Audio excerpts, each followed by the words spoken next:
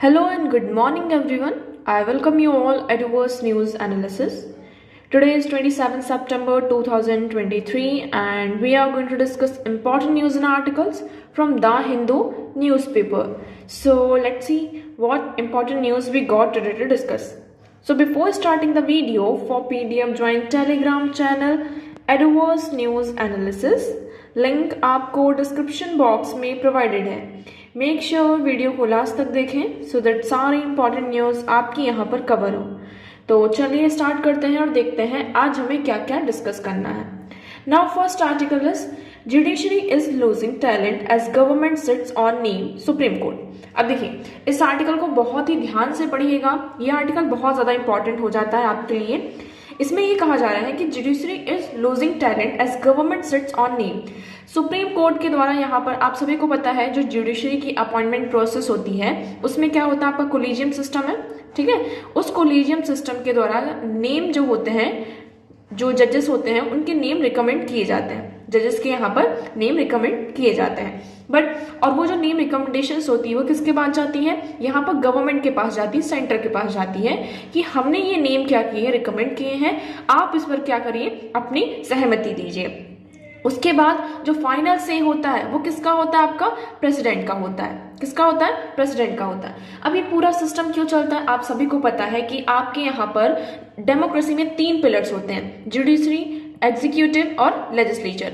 इन तीनों में checks and balance को स्टैब्लिश करने के लिए हम क्या लेकर आए हैं, ये सिस्टम लेकर आए हैं जिसमें जुडिशरी आपकी एक तरीके से क्या कर रही है, यहाँ पर नेम रिकमेंड कर रही है. फिर वो जो नेम है वो किसके पास जा रहा है, आपका लेजिस्लेचर के पास जा रहा है, एग्जीक्यूटिव के पास जा रहा है, जहां पर वो उस नेम को क्या करते हैं, यहाँ पे कंसिडर करते हैं. देन फाइनल से जो होता है वो किसका होता है, प्रेसिडेंट का होता है कि प्रेसिडेंट अपॉइंट करेंगे जजेस ऑफ द सुप्रीम कोर्ट और हाई कोर्ट. ओके, नाउ इस आर्टिकल में ये कहा जा रहा है कि सुप्रीम कोर्ट ये कह रही है कि सुप्रीम कोर्ट ने बहुत सारे, हमने अगर आप लोगों ने स्टार्टिंग से इस साल का जो स्टार्टिंग का ईयर था है ना, स्टार्टिंग का अगर आप देखेंगे तो बहुत सारे ऐसे केसेस आ रहे थे जिसमें सुप्रीम कोर्ट जो कोलिजियम थी वो नेम रिकमेंड करती थी, लेकिन उन नेम पर जो गवर्नमेंट है वो कोई भी एक्शन नहीं लेती थी, उन्हें कंसिडर नहीं करती थी. 10-10 महीने बीत जाते हैं, यहाँ पे 7 महीने बीत रहे हैं, 6 महीने बीत रहे हैं, गवर्नमेंट उस नाम को रिकमेंड ही नहीं कर रही थी. ओके, सो यहाँ पर ये सुप्रीम कोर्ट के द्वारा ये कहा जा रहा है कि जुडिशरी क्या है, उसका जो टैलेंट है उसको लूज कर रही है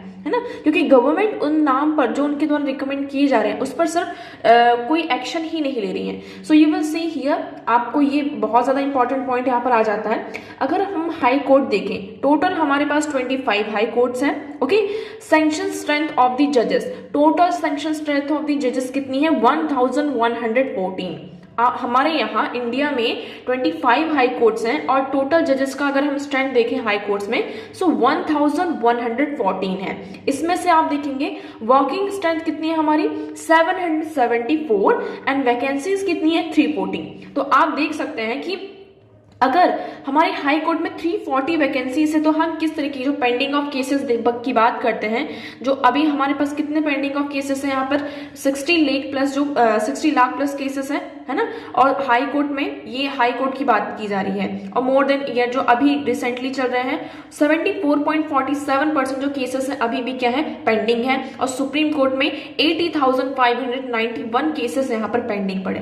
तो अगर इस तरीके की वैकेंसीज रहती हैं तो हम यहाँ पर जो एक जुडिशरी है, जस्टिस है, उसको कैसे इंश्योर कर सकते हैं. सुप्रीम कोर्ट की बात करें, सुप्रीम कोर्ट की टोटल स्ट्रेंथ आपकी 34 है, वर्किंग स्ट्रेंथ की बात करते हैं अभी 32 है एंड वैकेंसीज की बात करें तो 2 है. Okay, so 70 high court collegium recommendations are pending over 10 months, says Justice Call. He at the center continues to segregate names despite the collision forwarding the practice. Okay, तो उसमें यही कहा जा रहा है कि 10 महीनों से यहाँ पर 70 हाई कोर्ट जजेस के जो नेम है वो रिकमेंड किया गया, बट स्टिल वो गवर्नमेंट के पास, सेंटर के पास पेंडिंग है. तो आई होप ये आर्टिकल यहाँ पर क्या है आप लोगों को यहाँ पे क्लियर होगा. कई बार ऐसा होता है जैसे कि अब ये नाम 10 महीनों से यहाँ पे पेंडिंग है, तो जो कुछ यहाँ पर जजेस होते हैं वो अपना नाम यहाँ पर क्या कर लेते हैं, वापस ले लेते हैं, ड्रॉप आउट कर देते हैं उस आइडिया से कि हमें अब फर्दर आगे बढ़ना है.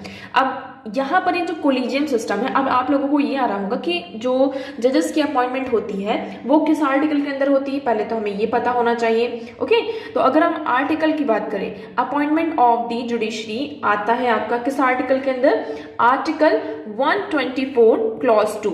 आप लोग को याद रखना है 124 clause two and article 217 of the Indian constitution deals with the appointment जजेस of the supreme court and high court. तो 124 क्लॉज 2 एंड 217 ये आपका सुप्रीम कोर्ट और हाई कोर्ट जजेस की अपॉइंटमेंट से यहाँ पर रिलेटेड है।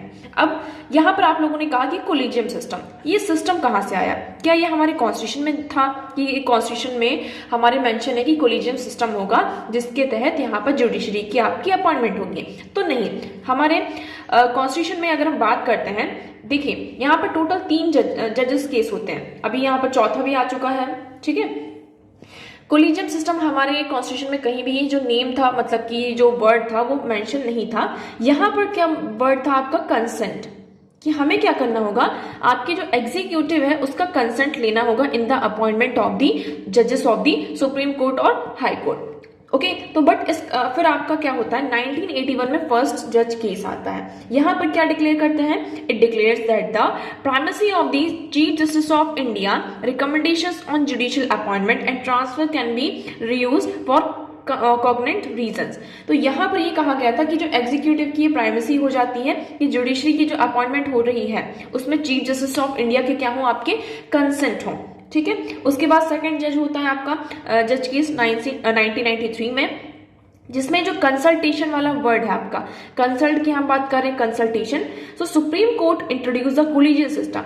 अब जो आपका ये कोलिजियम सिस्टम आता है ना, वो सेकंड जज केस जो होता है 1993 उसके बाद आता है सेकंड जज केस में। तो आप लोगों को ये याद रखना है, फर्स्ट जज केस में सर कंसल्टेशन वाला प्रोसेस था कि आपके जो चीफ जस्टिस ऑफ इंडिया है और आपकी एग्जीक्यूटिव प्राइमेसी है इनके द्वारा यहाँ पर कंसल्टेशन किया जाएगा, देन जजेस की अपॉइंटमेंट होगी। नाउ 1993 में सेकंड जज केस होता है जहां पर सुप्रीम कोर्ट इंट्रोड्यूस करती है आपका कोलिजियम सिस्टम, जिसमें ये जो कंसल्टेशन वर्ड है really mean concurrence, that is chief justice of India's opinion enjoy supremacy binding on the executive. यहां पर कोलिजियम सिस्टम का मतलब ये हो जाता है कि चीफ जस्टिस ऑफ इंडिया जो है ना, आपकी सुप्रीम कोर्ट के चीफ जस्टिस ऑफ इंडिया, उनका जो ओपिनियन है वो क्या है, सुपीरियर है, ठीक है। और वो जो ओपिनियन है वो बाइंडिंग होगा एग्जीक्यूटिव के ऊपर भी। सो यहां से सेकंड जज केस से आपका कोलिजियम सिस्टम आता है। फिर आपका आता है थर्ड जज केस। थर्ड जज केस की बात करते हैं तो यहाँ पर जो कोलिजियम सिस्टम है उसका जो एम्बिट है उसको थोड़ा और ज्यादा इंक्रीज किया जाता है। So supreme court on president's reference article 143 expanded the collegium to 5 member body. यहाँ पर जो सुप्रीम कोर्ट होती है, कोलिजियम का जो सिस्टम है इसको और ज्यादा एक्सपेंड करती है।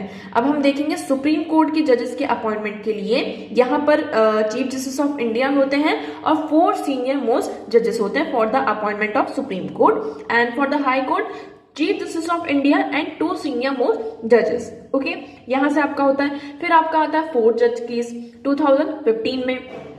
इसमें क्या होता है, हम किसको लाने की बात करते हैं, NJAC national judicial appointment commission की, कि हमारी जो अपॉइंटमेंट प्रोसेस होगी सुप्रीम कोर्ट और हाई कोर्ट के जजेस की वो किसके थ्रू होगा, आपका national judicial appointment commission. But supreme court इसे क्या कहती है कि ये क्या कर रहा है, जो basic structure of the constitution, ultra vires of the constitution, मतलब कि सेपरेशन ऑफ पावर का क्या कर रहा है, ये उल्लंघन कर रहा है, उसका वॉयलेशन कर रहा है। कौन, नेशनल जुडिशियल अपॉइंटमेंट कमीशन, इसलिए इसे नल एंड वॉइड कर दिया गया था। So however in 2015 the supreme court declares both the 99 constitutional amendment as well as the NJAC act as unconstitutional and void in the 4 judges case.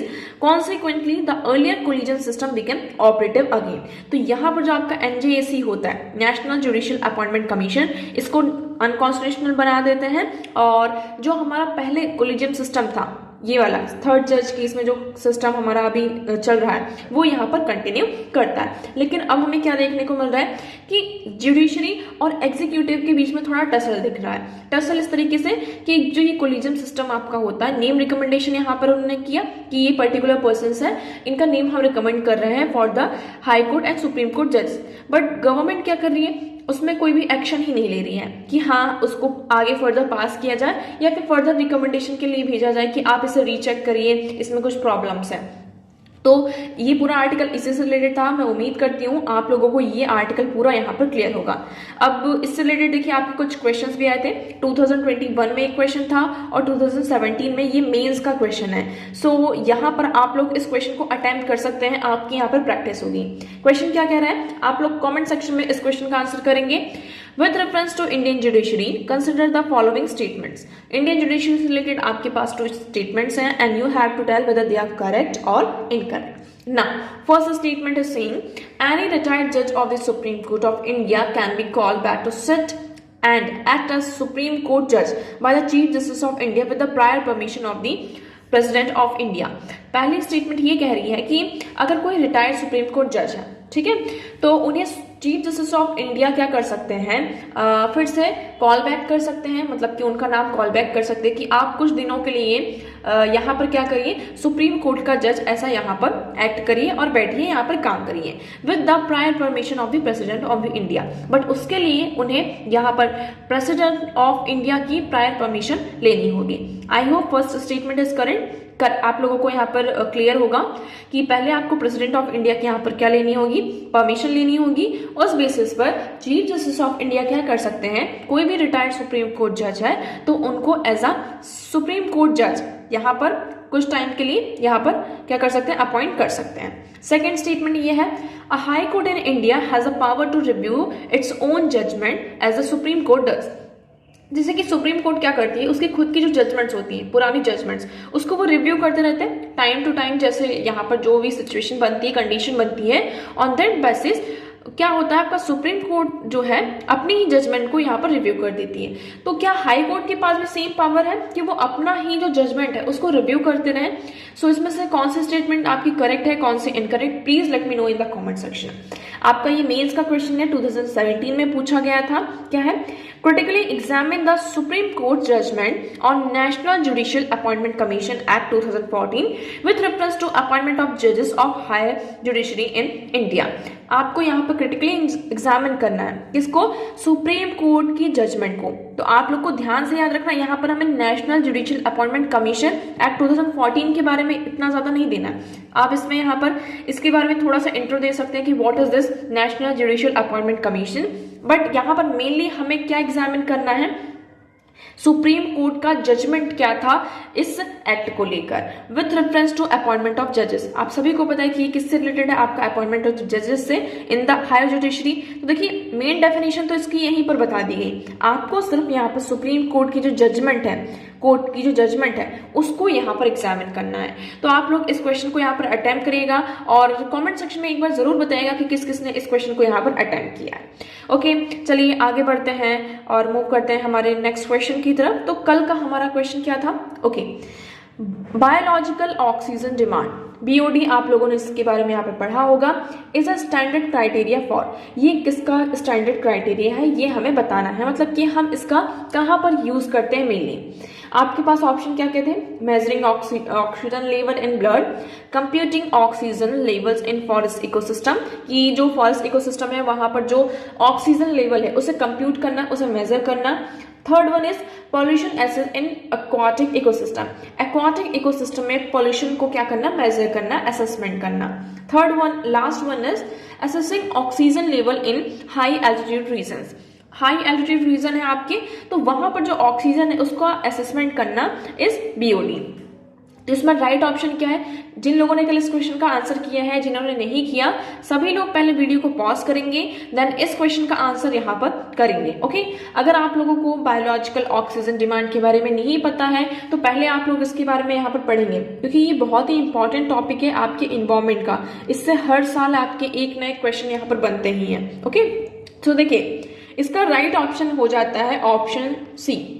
ये जो आपका BOD है, biological oxygen demand, is a standard criteria for pollution essay in the aquatic ecosystem. आपका जो aquatic ecosystem है वहां पर उसका जो असेसमेंट होता है ना, कितना पॉल्यूशन हो रहा है, कितना पॉल्यूशन नहीं हो रहा है, उसका असेसमेंट करने के लिए हम यहाँ पर बीओडी का यूज करते हैं। तो चलिए मैं आप लोगों को यहाँ पर बायोलॉजिकल ऑक्सीजन डिमांड की डेफिनेशन बता दूं सबसे पहले। तो देखिए, the amount of oxygen needed bye biological organisms such as bacteria in a given water sample for a breakdown of organic matter by oxidation process is called the biological oxygen demand। इसका मतलब ये है, ये आपकी एक water body है। Late assume यहाँ पर ये आपकी वाटर बॉडी, यहाँ पर आपके छोटे छोटे बैक्टीरियाज हैं, ऑर्गेनिजम्स हैं, तो यहाँ पर उनको ऑक्सीजन की कितनी डिमांड हो रही है। अब फॉर एग्जाम्पल पॉल्यूशन ज़्यादा हो रहा होगा, पॉल्यूशन ज़्यादा हो रहा मतलब कि जो ऑक्सीजन है उसका जो लेवल है वाटर में वो कम हो रहा होगा। जो वाटर में ऑक्सीजन का जो लेवल है वो कम हो रहा है, इट मीन्स जो ऑर्गेनिजम्स यहाँ पर रह रहे हैं उनकी जो ऑक्सीजन की डिमांड होगी वो इंक्रीज हो जाएगी, है ना।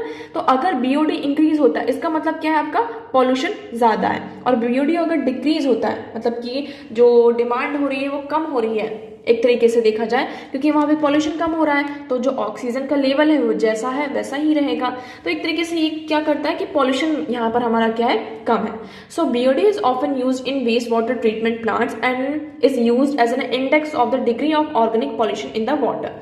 तो यहाँ पर पॉल्यूशन वाटर को मैनेज करने के लिए मतलब कि उसको एसेस करने के लिए इंडेक्स की तरह इसको यूज किया जाता है। ओके, हम आपके पास यहाँ पे 3 ऑप्शन और आ जाते हैं। Measuring oxygen level in blood, तो ब्लड में जो ऑक्सीजन लेवल है उसे हम कैसे मेजर करते हैं, तो इसको हम पल्स ऑक्सीमीटर के द्वारा आपका क्या जो ब्लड का ऑक्सीजन लेवल है वो यहाँ पर मेजर किया जाता है। तो आप लोग को ये यहाँ पर पता होना चाहिए, pulse oximeter.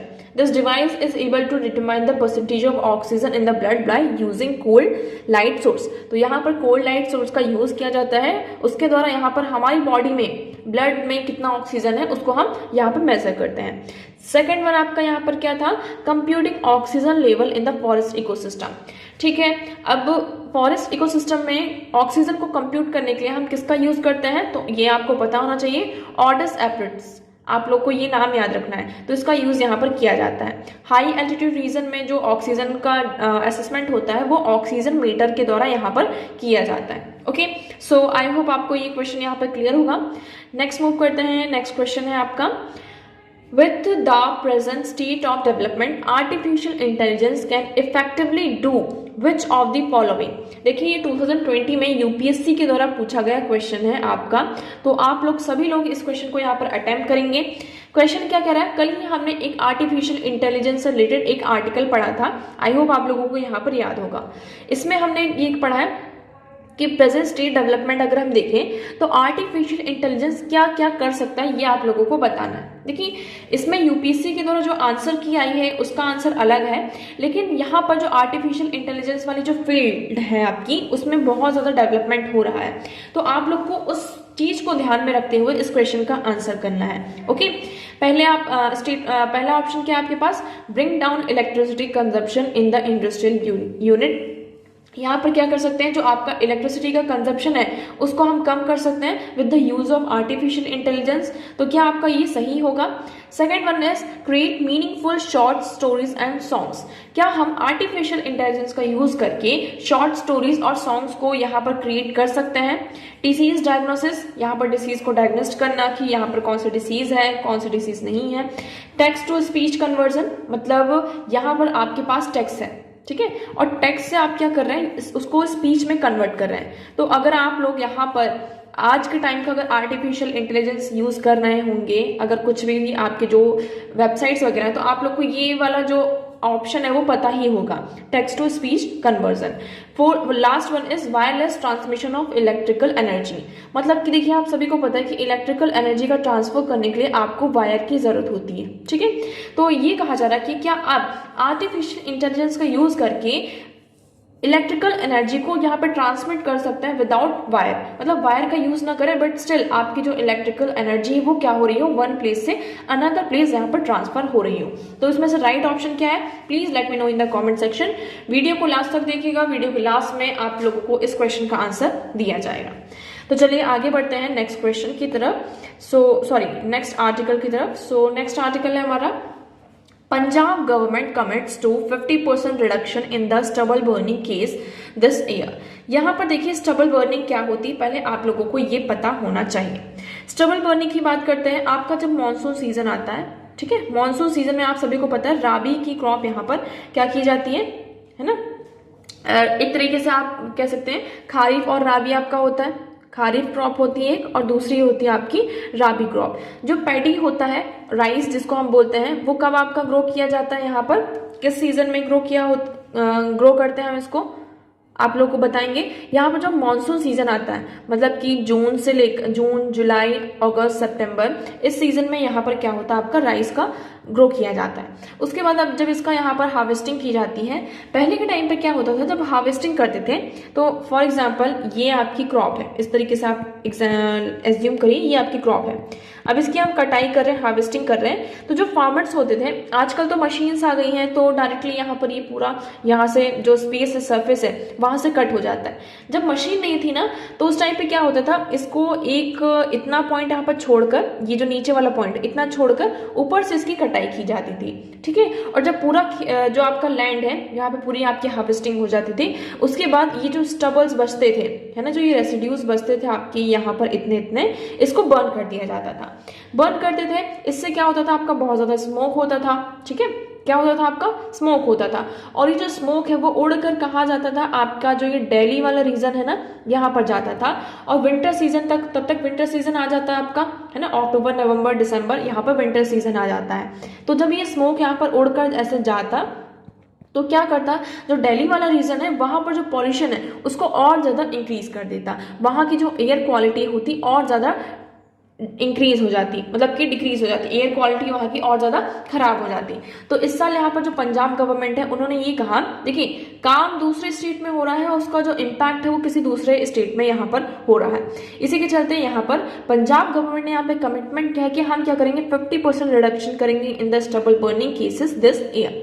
So Air Quality Plant CAQM announces Punjab plan on the Delhi LG raised the issue at the Northern Zonal Council meeting and urged state to work in the tandem ahead of paddy season। तो यहाँ पर ये council की आपकी जो northern zonal council की meeting हुई है, यहाँ पर दिल्ली के जो LG हैं उन्होंने ये जो पैडी वाला आपका इशू है, स्टबल बर्निंग वाला जो इशू है, इसको रेज किया। इसी के चलते पंजाब गवर्नमेंट ने ये कमिटमेंट किया कि इस साल हमारा जो स्टबल बर्निंग वाला केस है इसमें हम 50% रिडक्शन करेंगे। ओके, आई होप आपको यहाँ पे क्लियर होगा।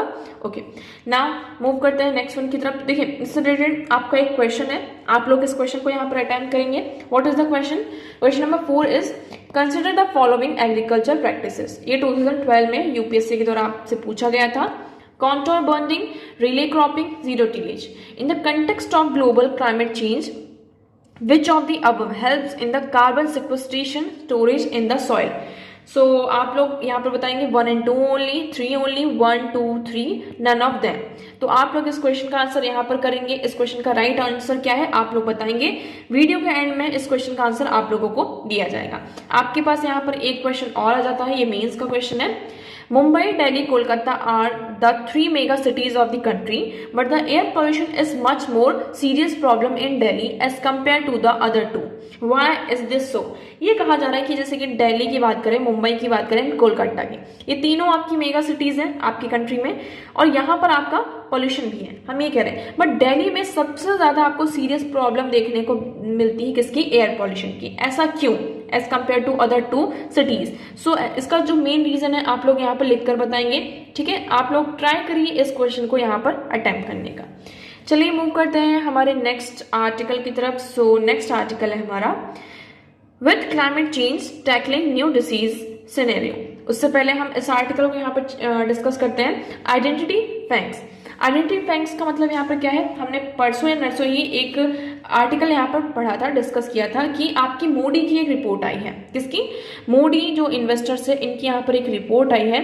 उस रिपोर्ट में उन्होंने ये कहा है कि जो आपका आधार है, इंडिया में जो डिजिटल आईडी प्रोग्राम है, ये बहुत ही ज़्यादा एक्सेस हो रहा है। आपको इस रिपोर्ट का नाम याद रखना है। रिपोर्ट क्या है?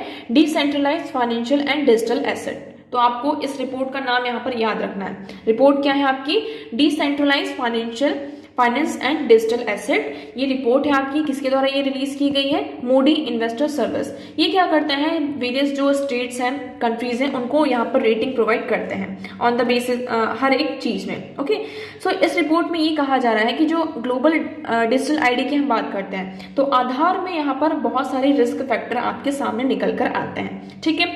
जैसे कि आधार क्या है, आपका एक सिंगल आइडेंटिटी आज के टाइम पर बन चुका है, जिसका यूज हम मल्टीपल पर्पस के लिए करते हैं। आप अपने बैंक में जाते हैं, बैंक में आपका लिंकेज होगा, आप यहाँ पर सिम कार्ड खरीदने जाते हैं, मोबाइल फोन खरीदने जाते हैं, तो वहां पर भी आपका आधार मांगते हैं। ठीक है, नेक्स्ट अगर हम बात करते हैं, हम स्कूल में एडमिशन ले रहे हैं, कॉलेज में एडमिशन ले रहे हैं, हर एक जगह आपको आज के टाइम पर यहाँ पर आधार की क्या होती है, जरूरत होती है। ठीक है, हर एक चीज आज के टाइम पर आधार से आपके लिंक है। ओके, आपका जो यूपीआई है वो भी यहाँ पर उसमें आधार से आपका हर एक चीज यहाँ पर लिंक है। तो ये कहा जा रहा है कि जो सिंगल आधार है वो क्या कर रहा है, आपका मल्टीपल पर्पस के लिए यूज हो रहा है। तो ये तो पहली चीज, तो ये हमारे लिए बेनिफिशियल हुआ। दूसरी चीज, इसका हमें डिसएडवांटेजेस भी है। डिसएडवांटेजेस किस तरीके से हो सकता है, आपका स्कूल में यहाँ पर यूज हो रहा है, आपका कहीं पर भी आप एडमिशन ले रहे हैं, वेरिफिकेशन करवा रहे हैं, कुछ भी, उसमें आपका आधार यूज हो रहा है। ठीक है, कुछ लोग क्या कर सकते हैं, वहां से आपका जो आधार नंबर होता है, जो 12 डिजिट का आपका ये नंबर होता है, इसका यूज करके वो आपका जो बैंक है, बैंक अकाउंट है, सिम है, उसको यहाँ पर हैक कर सकते हैं। ओके, इजिली कर सकते हैं। आज आर्टिफिशियल इंटेलिजेंस का जमाना है, फेक न्यूज इतनी ज्यादा, डीप फेक्स इतना ज्यादा यहाँ पे ग्रो कर रहा है, तो इजिली यहाँ पर कर सकते हैं। तो ये कुछ यहाँ पर रिस्क फैक्टर आपका इम्पोज कर रहा है। सेकंड, नेक्स्ट चीज आप हम किसकी बात करते हैं, आपका जो आधार है।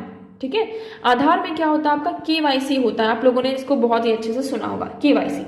इसमें आपके जो फिंगरप्रिंट्स होते हैं, है ना, फिंगरप्रिंट्स होते हैं, आपका जो आईज होता है उसका यहाँ पर, आइरिस होता है उसका यहाँ पर डिटेक्शन पूरा किया जाता है।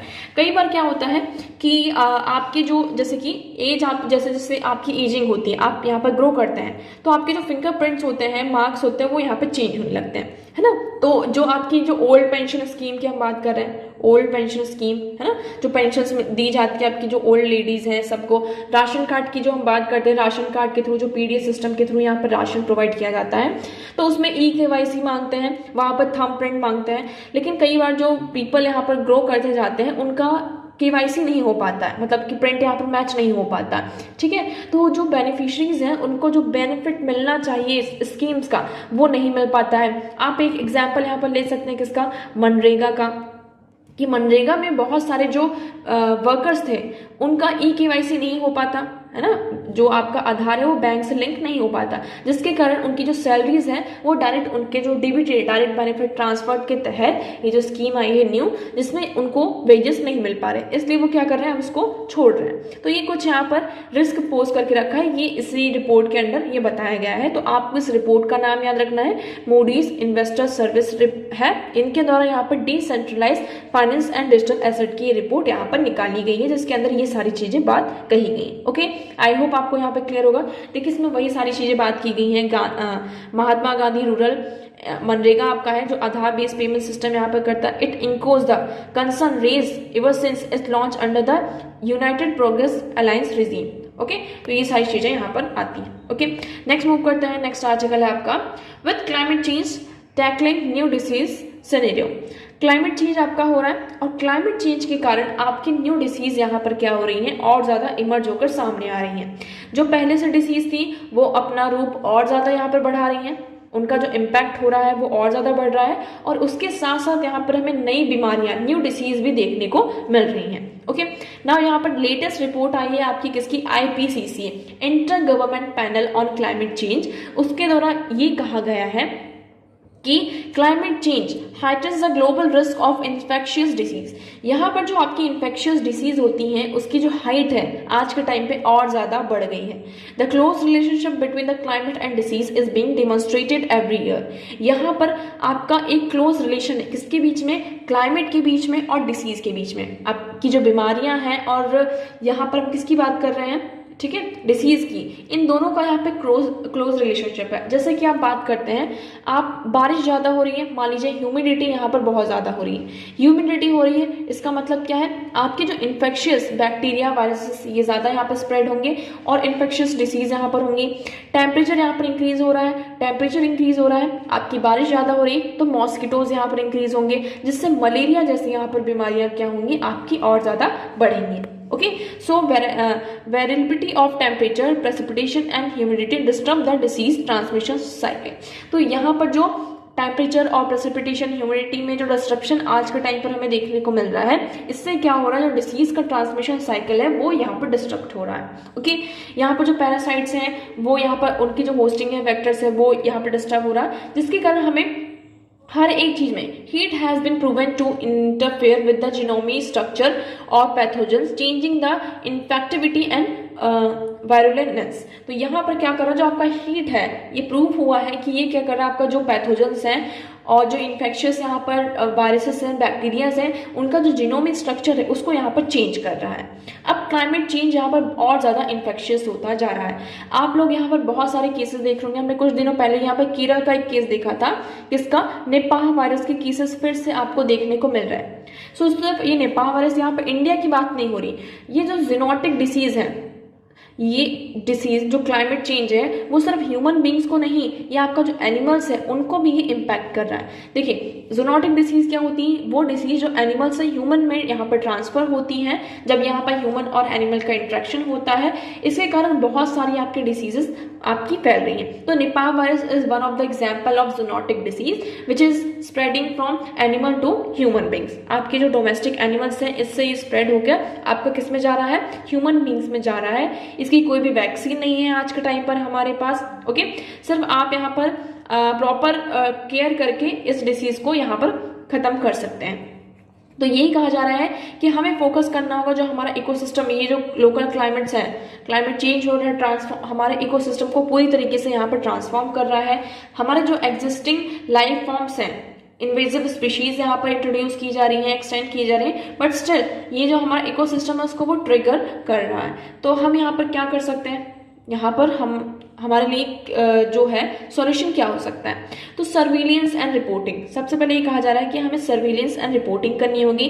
पहले तो हमें ये पता लगाना होगा कि कितनी डिसीज यहाँ पर है, कितनी डिसीज नहीं है। ओके, दूसरी बात हम यहाँ पर कह रहे हैं, इंडिया यहाँ पर अप्रोच करना चाहता है, एक यूनिफाइड अप्रोच लेकर आना चाहता है, जिसका नाम है आपका one health one system one nation. ठीक है, उस वन हेल्थ में आपका क्या क्या आएगा, वन हेल्थ की अगर हम बात करें, which integrate monitoring human, animal, plants and environmental health, recognizes this interconnected. तो आपका जो ह्यूमन है, एनिमल है, प्लांट्स है, इन्वायरमेंटल हेल्थ, ये सारे एक दूसरे से कनेक्ट हैं। देखिए, एनिमल से यहाँ पर आपका ह्यूमन में क्या हो रहा है, स्पिल ओवर हो रहा है वायरसेस का, जिसे हम ज़ूनोटिक डिसीज कहते हैं। आपका इसी तरीके से प्लांट्स से एनिमल्स में यहाँ पर बीमारियां फैलती होंगी, क्योंकि एनिमल्स, बहुत सारे जो एनिमल्स होते हैं वो प्लांट का कंजप्शन करते हैं।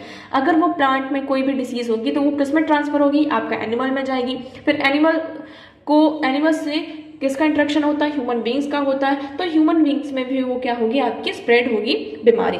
तो इस तरीके से एक ये पूरा कनेक्शन है। आप ऐसा नहीं कह सकते कि जो ह्यूमन बींग्स की बीमारी है, डिसीज है, वो एनिमल्स को नहीं हो सकती। तो ये सारी चीजें इंटरकनेक्ट है, इसलिए हमें फोकस करना चाहिए वन हेल्थ और वन सिस्टम पर। Okay, so this approach is portal in the preventing outbreak, specially those the originating from animals. It encompasses zoonotic disease, neglected trophic disease, vector-borne disease, antimicrobial resistance, and environmental contamination. So India must launch One Health and Infectious Disease Control Program. So this article is saying कि India को launch करना चाहिए One Health and Infectious Disease Control Program by building greater synergies between the center and state. यहाँ पर हमें एक better connection की जरूरत है, किसके बीच में, पहले तो सेंटर स्टेट के बीच में, तभी हम इस one health and infection disease control programme को लॉन्च कर सकते हैं। Okay, I hope this article is clear to you. यहाँ पे जैसे कि अभी हम डिसीज एक्स की बात कर रहे हैं, आपका ये जो डिसीज एक्स है ये बहुत ही एग्नेमेटिक डिसीज है। आपका हर इसमें बहुत सारे एजेंट्स हैं, लाइक इन्फ्लुएंजा, मेलिसिस, Japanese encephalic disease, dengue, diarrhoea, ये सारे यहाँ पर इसमें कंटिन्यू हो रहे हैं, और जो हमारा पब्लिक हेल्थ सिस्टम है उसको यहाँ पर क्या कर रहे हैं, हार्म कर रहे हैं। तो यहाँ पर हमें एक साथ आना होगा और इस डिसीज से हमें लड़ना होगा। तो क्लाइमेट चेंज आपका होगा ही, आप इसे चेंज नहीं कर सकते हैं, बट इसमें हम इसको कैसे, इसके जो इम्पैक्ट है उसको रोक सके, ये हमारे लिए इंपॉर्टेंट हो जाता है। Okay, I hope this article is clear to you. Next move करते हैं। देखिए, हम IPCC के बारे में देख लेते हैं। It was created in 1988 by the World Meteorological Organization and the United Nations Environmental Program. So I hope IPCC, what is IPCC, is what created in 1988 with the, यहाँ पर कौन से दो वर्ड्स आते हैं, by the WMO world meteorological organisation and UNEP united nation environment programme. इसका objective क्या है? The IPCC is to provide governments at all level with the scientific information that they can use to develop climate policies. So climate policies को develop करने के लिए वो जो भी आपकी स्टेट और गवर्नमेंट्स हैं, मतलब कि गवर्नमेंट्स हैं, उनको ये क्या करता है? ऑब्जेक्टिव प्रोवाइड करता है, साइंटिफिक इंफॉर्मेशन प्रोवाइड करता है कि ये चेंजेस आ रहे हैं तो आपको ऐसा यहाँ पर करना चाहिए। So IPCC reports are also a key input in international climate change negotiations. तो यहाँ पर जो हम इंटरनेशनल लेवल पर नेगोशिएशंस करते हैं तो ये किस बेसिस पर करते हैं? IPCC की रिपोर्ट की बेसिस पर यहाँ पर करते हैं। ओके, नेक्स्ट मूव करते हैं। So next article is over 860 serious charges pending against 194 MPs before poll। अब देखिए आपके इलेक्शन होने वाले हैं, ठीक है, बहुत सारे स्टेट्स में भी होने वाले हैं और आपका यहाँ पर लोकसभा का भी इलेक्शन यहाँ पर होने वाला है। हाल ही फिलहाल में अभी हमारी पार्लियामेंट ने एक बिल पास किया है, आप सभी को पता है कि बहुत ही चर्चा में है ये बिल, विमेंस रिजर्वेशन बिल, ठीक है।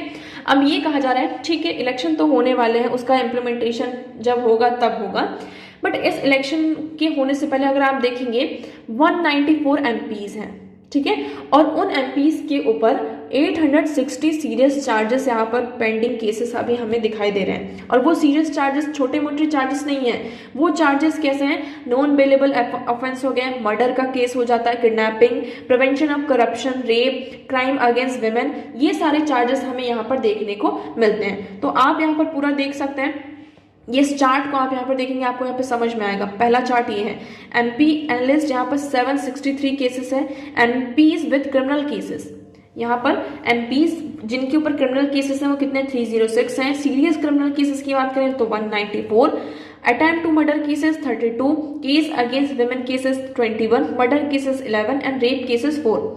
नाउ स्टेट वाइज आपको यहाँ पर दिया गया है, मतलब कि यहाँ पर MPs के नेम दिए गए हैं और ये किस पार्टी से बिलोंग करते हैं और उनके ऊपर ये सारे जो IPCC के सेक्शंस हैं ये यहाँ पर चार्जेस लगाए गए हैं, ठीक है। तो आप यहाँ पर देख सकते हैं जैसे कि सेक्शन 354, 366 यहाँ पर kidnapping, abducting, inducing women to compel her marriage.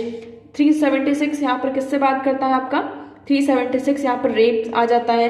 509 की अगर हम बात करते हैं तो word gesture and act intimate to insult and modesty of women. 354A और 354B की बात करें तो असॉल्ट और use of criminal force to women with intent to destroy. तो देखिए यहाँ पर इसका क्या एसेंस निकल कर आता है, क्या कंक्लूजन निकल कर आता है? निकल कर ये आता है कि हम क्या है डेमोक्रेटिक कंट्री में हैं। हमें यहाँ पर क्या होता है, कई बार हमसे पार्टी का नाम देखकर और जो आपका एक मेन पब्लिक फिगर होता है उसको देखकर यहाँ पर वोट करते हैं। मतलब कि अभी भी इंडिया में जो पॉलिटिकल अवेयरनेस होनी चाहिए वो यहाँ पर नहीं होते हैं। हमारे रिप्रेजेंटेटिव्स हम कई बार कास्ट के बेसिस पर, हमारे रिलीजन के बेसिस पर यहाँ पर उन्हें हम वोट दे देते हैं। बट हम अगर उनकी पूरी हिस्ट्री उठाकर देखें तो उन्होंने अपने लाइफ में क्या क्या क्राइम्स करे, क्या एक क्रिमिनल्स हमारे लिए यहाँ पर जस्टिस कर सकते हैं? वो हमें यहाँ पर रिप्रेजेंट कर सकते हैं, ठीक है। अगर हम यहाँ पर किसी क्रिमिनल को वोट कर रहे हैं तो क्या वो उस चीज को यहाँ पर सामने रख सकते हैं? हमारे जो कंसर्न्स है उसे रेज कर पाएंगे? ये नहीं कर पाएंगे। तो ये सबसे बड़ा इशू है इंडिया में। अभी भी ये जो पॉलिटिकल अवेयरनेस है, हमारे पास पॉलिटिकल राइट्स तो हैं बट जो पॉलिटिकल अवेयरनेस है वो अभी भी नहीं है। सो यहाँ पर ये कहा जा रहा है कि हमें सबसे पहले क्या करना होगा, आप क्या कर सकते हैं इस चीज पर? तो जिसको हम यहाँ पे वोट करने जा रहे हैं, हमारा ये राइट है कि हम यहाँ पे वोट तो कर रहे हैं, बट उससे पहले हमें ये चूज करना होगा कि हम किसे वोट दे रहे हैं। Right to choose a candidate also a your political right. हम किस कैंडिडेट को चूज कर रहे हैं? अब आजकल तो कहीं से भी किसी भी कैंडिडेट की यहाँ पे हिस्ट्री निकल कर सामने आ जाती है। तो आप लोग को यहाँ पर सबसे पहले आप किसे वोट कर रहे हैं, आप यहाँ पे कास्ट के बेसिस पर, रिलीजन के बेसिस पर वोट ना करिए। आप यहाँ पर उस कैंडिडेट के बारे में पूरा पता करिए, उसकी जो हिस्ट्री क्या है, क्या उसके क्रिमिनल केसेस यहाँ पर चल रहे हैं, ठीक है। उस बेसिस पर आप यहाँ पर क्या करेंगे, वोट करेंगे। नाउ नेक्स्ट मूव करते हैं नेक्स्ट आर्टिकल की तरफ। So next article is Indo Pacific region a web of interdependencies army chief. So यहाँ पर अभी क्या हुआ है आप देखेंगे, the Indo Pacific region is not merely a collection of a nation but a web of interdependencies.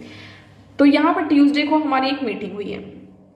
उस meeting में आपके जो मतलब ओपनिंग सेरेमनी यहाँ पे न्यू दिल्ली में हुआ था, IPACC की यहाँ पर 13th मीटिंग हुई है, आपकी न्यू दिल्ली में हुई है। इसमें यहाँ पर ये कहा गया है कि जो इंडो पैसिफिक रीजन है वो सिर्फ यहाँ पर नेशंस नहीं है ना, यहाँ पर सिर्फ कलेक्शन ऑफ नेशंस नहीं है, ये वेब ऑफ इंटर डिपेंडेंसीज है। यहाँ पर जो हम जो मल्टीपल चैलेंजेस हैं जैसे कि exclusivity of maritime domain, wide range of security and humanitarian concerns on the land existent on land making tactics references to China's land reclamation in South China Sea। तो देखिए जो आपका साउथ चाइना सी किस तरीके से यहाँ पे क्लेम कर रहा है, डायरेक्टली हमने यहाँ पे चाइना का नाम नहीं लिया, बट ऑलमोस्ट आप लोग को यहाँ पे ये अंडरस्टूड है कि हम यहाँ पे किसकी बात कर रहे हैं, Indo Pacific reason. Indo Pacific reason यहाँ पर मतलब कि हम किसको काउंटर करना चाहते हैं, मेनली चाइना को यहाँ पर काउंटर करना चाहते हैं। डायरेक्टली हमने ऐसा नहीं कहा बट इनडायरेक्टली ऐसा यहाँ पर हुआ है।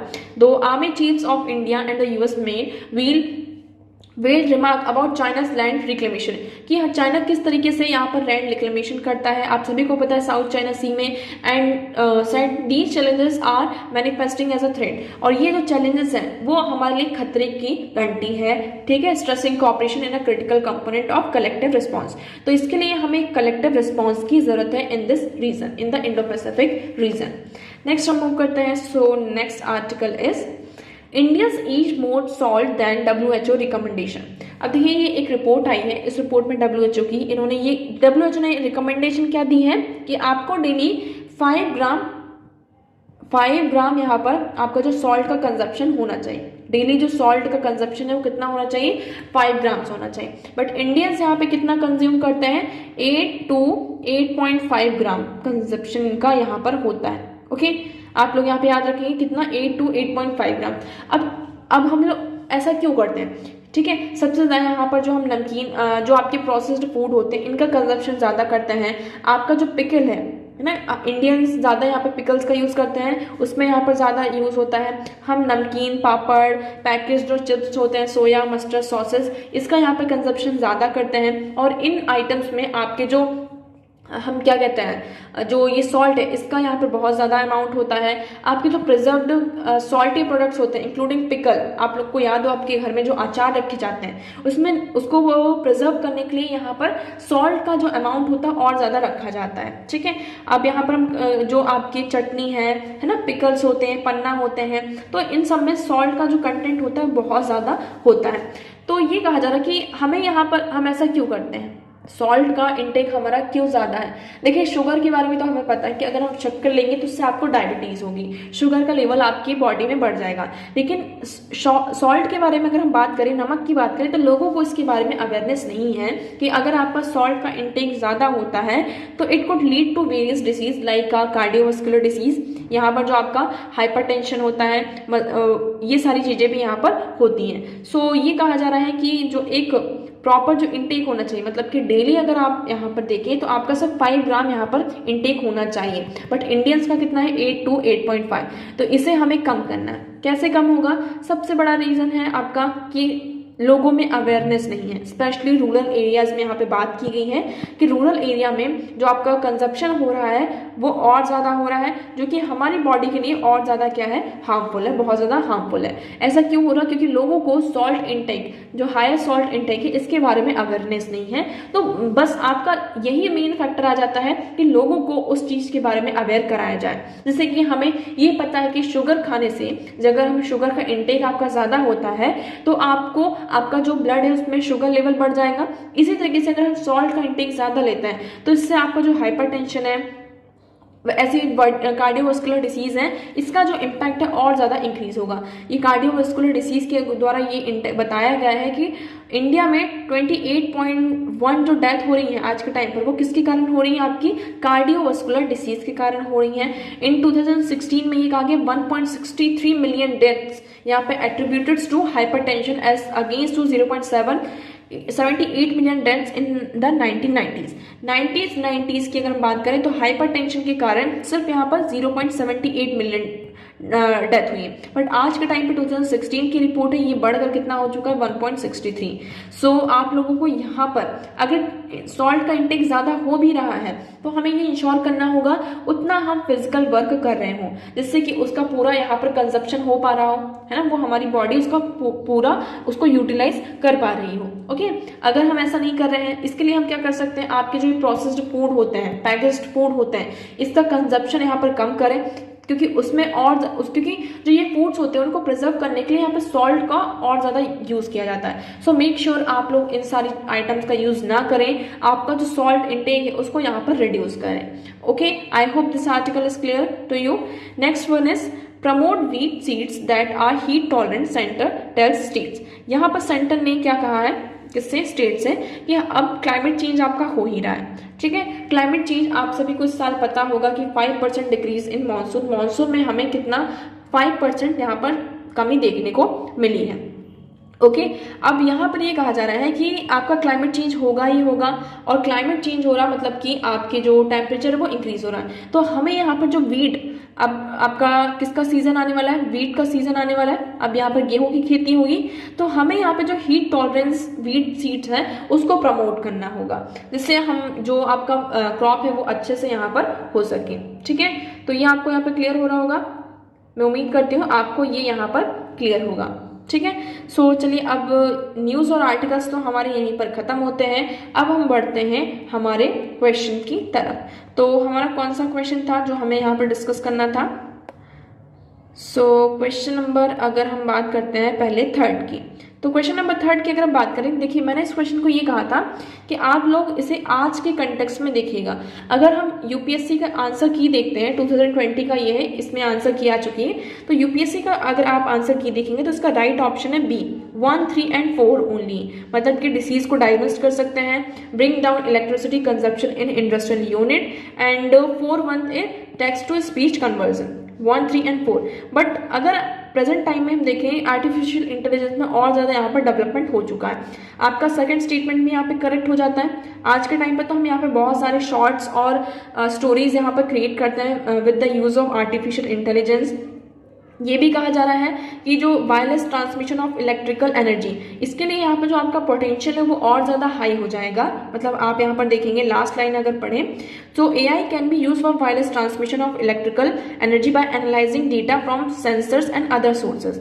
यहाँ पर डेटा को एनालाइज करके हम एक सेंसर से दूसरा जो सोर्स है उसको एनालाइज करके हम इलेक्ट्रिकल एनर्जी को ट्रांसफर कर सकते हैं। बट इसमें अभी टाइम लगेगा, ऐसा नहीं है कि ये होगा नहीं, बट इसमें टाइम लगेगा। इससे आपका जो एनर्जी का लॉसेस भी है उसको भी रिड्यूस कर सकते हैं। तो this is also possible with the help of artificial intelligence. तो उस बेसिस पर हमारा जो आंसर डी है वो करेक्ट हो जाता है। ओके, नाउ हम किसकी बात कर रहे थे, क्वेश्चन नंबर फर्स्ट की। तो क्वेश्चन नंबर फर्स्ट का आंसर आप लोग यहाँ पर करेंगे, बहुत ही इजी क्वेश्चन है। ओके, सो मेक श्योर आप लोग इस क्वेश्चन का आंसर करेंगे। एंड लास्ट वन था आपका question number 4। So question is consider the following agriculture practices. हमें ये बताना था in the context of global climate change which of the above helps in the carbon sequestration storage in the soil. मतलब कि जो carbon sequestration, soil में आपका जो कार्बन का स्टोरेज होता है तो वो आप कैसे इंक्रीज कर सकते हैं। ग्लोबल क्लाइमेट चेंज आपका हो रहा है, so contour bunding, relay cropping and zero tillage. तो इसमें से आपका राइट ऑप्शन क्या हो जाएगा, option B is your right option. Zero tillage का हम यूज करके क्या कर सकते हैं, कार्बन सिक्वेस्ट्रेशन जो स्टोरेज इन द सॉइल है उसको और ज्यादा इंक्रीज कर सकते हैं। तो आपका राइट ऑप्शन क्या हो जाता है इसमें से, जीरो टिलेज, 3 ओनली। ओके, सो ये दोनों जो मेंस के क्वेश्चन है आप लोग ट्राई करिएगा इनको अटेम्प्ट करने का। ओके, सो आज के लिए इतना ही। मैं उम्मीद करती हूँ आपको सारी चीजें यहाँ पर क्लियर होंगी।